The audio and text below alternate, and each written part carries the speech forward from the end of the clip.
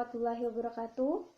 Kepada yang terhormat Bapak Dr. Andes Maharus MPD selaku dosen pengampu mata kuliah fikih dan kepada teman-temanku yang berbahagia.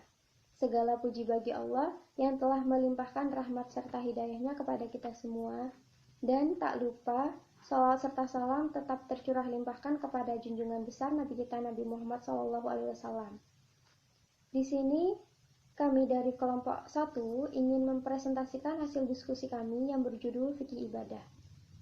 Di sini saya sendiri, Nifayatus Sayadah, dengan nomor induk mahasiswa 205-101-09-0014.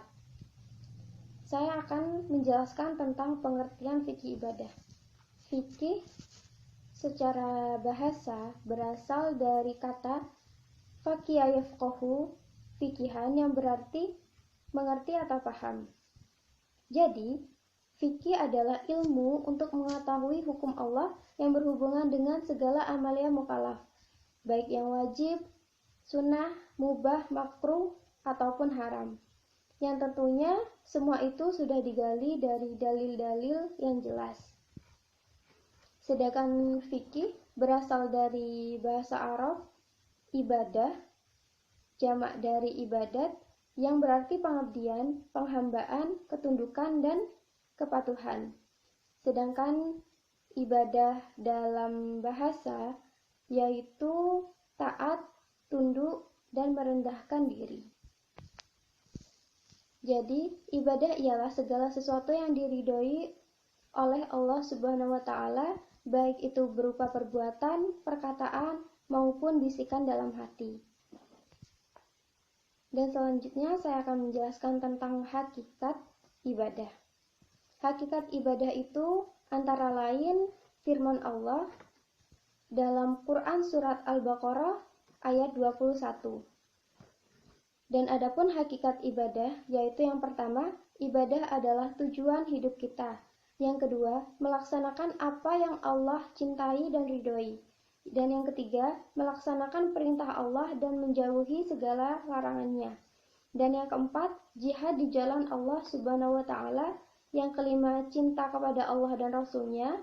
Dan yang terakhir, tidak merasakan sedikit pun ketakutan kepada segala hal atau bentuk dan jenis makhluk melebihi ketakutan kepada Allah Subhanahu wa Ta'ala.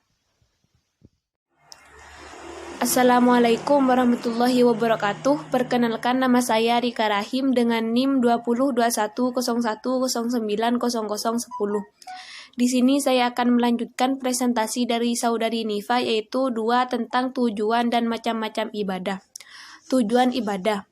Ada 5 tujuan yang dicapai melalui pelaksanaan ibadah. 1. Memuji Allah dengan sifat-sifat kesempurnaannya yang mutlak seperti ilmu, kekuasaan, dan kehendaknya. 2. Menyucikan diri dari segala celah dan kekurangan. 3. Bersyukur kepada Allah. 4. Menyerahkan diri secara tulus kepada Allah dan mentaatinya secara mutlak. 5. Tidak ada sekutu baginya dalam masalah apapun yang kami sebutkan di atas. Dialah satu-satunya yang maha sempurna. Selanjutnya, macam-macam ibadah. Macam-macam ibadah ditinjau dari berbagai segi. 1. Dilihat dari segi umum dan khusus, maka ibadah dibagi menjadi 2 macam. 1. Ibadah khosoh, 2. Ibadah ammah. 2. Ditinjau dari segi kepentingan perseorangan atau masyarakat. Ibadah ada 2 macam. 1. Ibadah wajib atau fardu. 2. Ibadah ijtimai. 3. Dilihat dari cara pelaksanaannya, ibadah dibagi menjadi 3. 1. Ibadah jasmaniyah. 2. Ibadah ruhiyah. 3. Ibadah jasmaniyah. 4. Ditinjau dari segi bentuk dan sifatnya. 1. Ibadah yang berupa pekerjaan. 2. Ibadah yang berupa ucapan. 3. Ibadah yang berupa perbuatan. 4. Ibadah yang berupa menahan diri. 5. Ibadah yang sifatnya menggugurkan hak. Sekian dari saya. Assalamualaikum warahmatullahi wabarakatuh. Assalamualaikum warahmatullahi wabarakatuh. Perkenalkan, nama saya Uswatun Hasanah dengan NIM 202101090016. Di sini saya akan mempresentasikan tentang ruang lingkup dan sistematika ibadah. Membicarakan ruang lingkup ibadah tentunya tidak dapat melepaskan diri dari pemahaman dan pengertian ruang lingkup ibadah itu sendiri.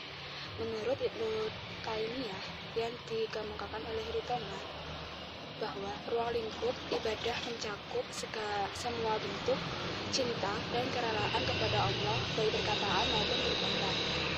Nah, ruang lingkup ibadah itu sendiri dibagi menjadi dua. Yang pertama, ibadah umum, dan kedua, ibadah khusus. Yang pertama, ibadah umum, ibadah yang mencakup segala aspek kehidupan dalam rangka mencari ridha Allah. Yang kedua, ibadah khusus, ibadah yang macam dan cara pelaksanaannya ditentukan dengan syarat, yakni ditentukan oleh Allah dan Nabi Muhammad SAW.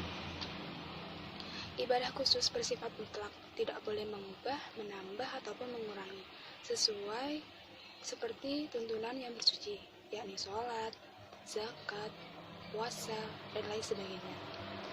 Sistematika ibadah itu sendiri dikemukakan oleh Wahb Zuhaili sebagaimana berikut: taharah, sholat, zakat, penyelenggaraan jenazah, haji, umroh, itikaf, nazar, kurban, akikah, dan lain sebagainya.